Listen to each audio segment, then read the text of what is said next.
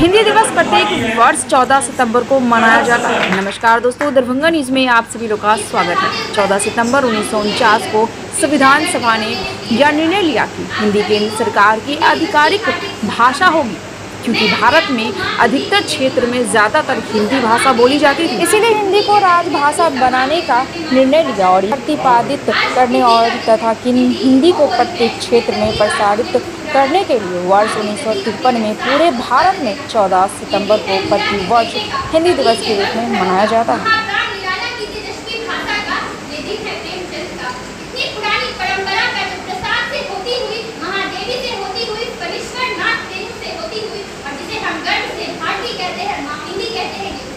बहुत बढ़िया,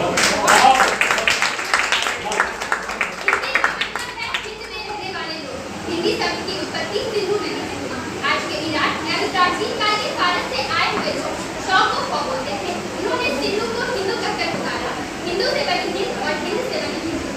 हिंदी हमारे लिए मातृभाषा है और अगर दूसरे शब्दों में कहा जाए तो भारत के लोगों के लिए एक माँ की तरह है। जिस प्रकार एक बच्चा अपनी माँ से लिखता रहता है, उसी प्रकार बचपन में लोग अपनी मातृभाषा से लिखते रहते हैं। और जो भावनाएं हमारी मातृभाषा में उभर कर आती है वो किसी और भाषा में नहीं आ सकती। लेकिन फिर जैसे ही एक बच्चा बड़ा होता है तो वो अपनी माँ को भूल जाता है। फिर उसी प्रकार आज हम अपनी मातृभाषा को भूल गए हैं।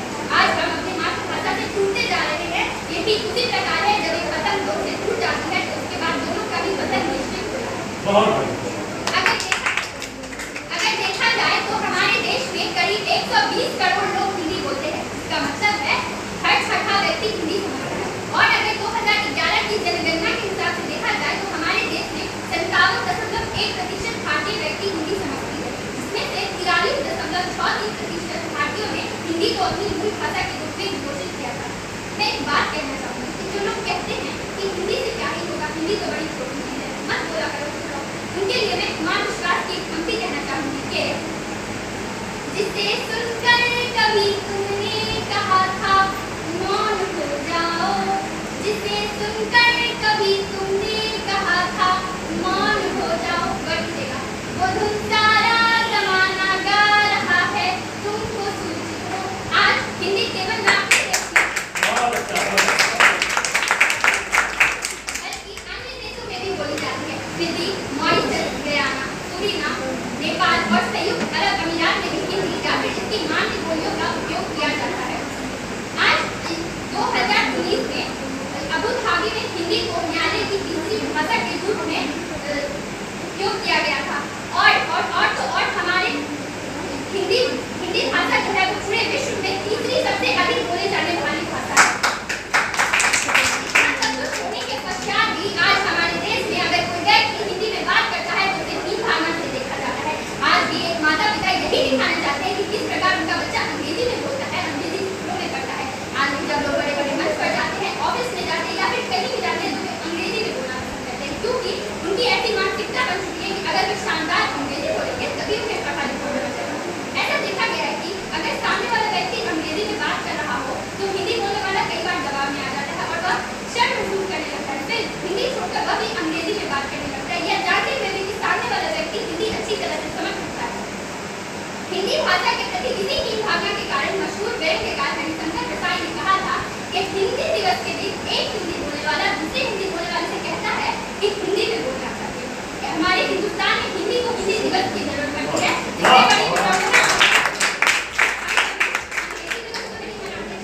कोई व्यक्ति हिंदी को आसानी से छोटा तो कह देता है, लेकिन वह यह नहीं जानता कि उसने हिंदी से जुड़ी संस्कृति, साहित्य, इतिहास और हिंदी बोलने वाले इतिहास पुरुषों को भी छोटा कहा है। अगर कोई व्यक्ति हिंदी पर कीचड़ उछालता है तो वह यह नहीं जानता कि उसका उछाला हुआ निहित स्वार्थों का कीचड़ किन महान युवकों के कृत को मैला करता है। भारतेंदु, धनानंद, हरिश्चंद्र प्रसाद, अज्ञेय कभी इनके सब पर भी इनके छींटे पड़ते हैं। चलिए अब मैं आपको आज से कुछ साल पीछे ले जाती हूँ। बात करते हैं 1947 की। उस समय हमें आज़ादी मिली, किंतु शारीरिक रूप से, वैचारिक रूप से आज भी हम गुलाम हैं। हमारे देश में ये कहना बड़ा फैशनेबल हो गया है कि अरे मेरी तो हिंदी थोड़ी कमजोर है, लेकिन कोई ये नहीं कहेगा कि मेरी अंग्रेजी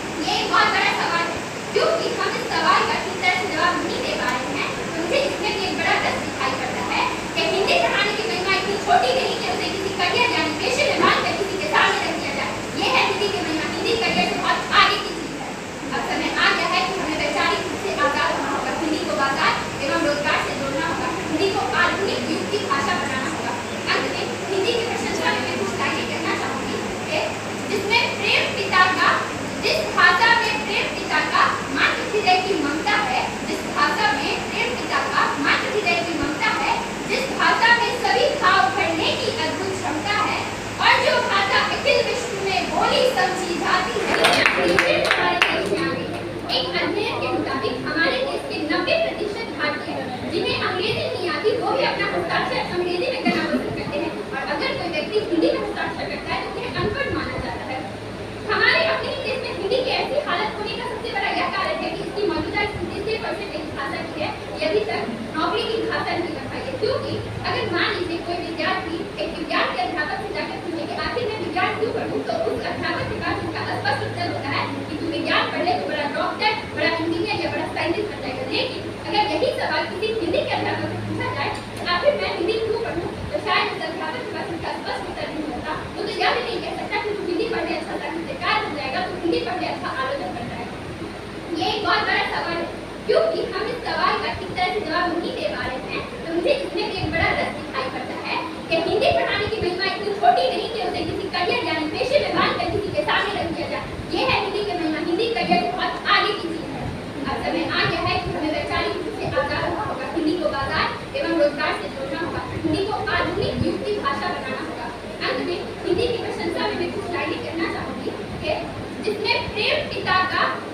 भाषा में प्रेम पिता का मातृ हृदय की ममता है, जिस भाषा में प्रेम पिता का मातृ हृदय की ममता है, जिस भाषा में सभी भाव भरने की अद्भुत क्षमता है और जो भाषा अखिल विश्व में बोली समझी जाती है, वो भारत की जनप्रिय भाषा माँ हिंदी कहलाती है। जय हिंद, जय भारत। दुनिया यदि है हम कहीं तो, दुनिया यदि है हम कहीं तो गुरु रवि कहलाएगा और बिना रवि के क्या यह दुनिया अंधकार मुक्त हो पाएगा। दरअसल ये त्रुटि अगर कविता को गाने में मुझे आ रही है तो मैंने इसे रात भर में तैयार करने का प्रयास किया है, क्योंकि कल मुझे ये जानकारी मिली और कल ही मैंने इसे जो मुझे आ रहा था मैंने उस हिसाब से लिखने का प्रयास किया। बहुत बहुत धन्यवाद।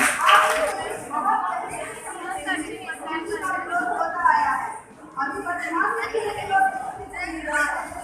भारत में अंदाज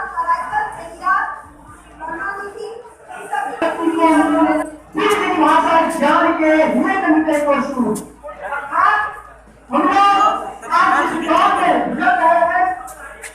जब हम आधुनिकता की बात करते हैं, वर्तमान स्थिति की बात करते हैं, तो पहले की अपेक्षा अभी के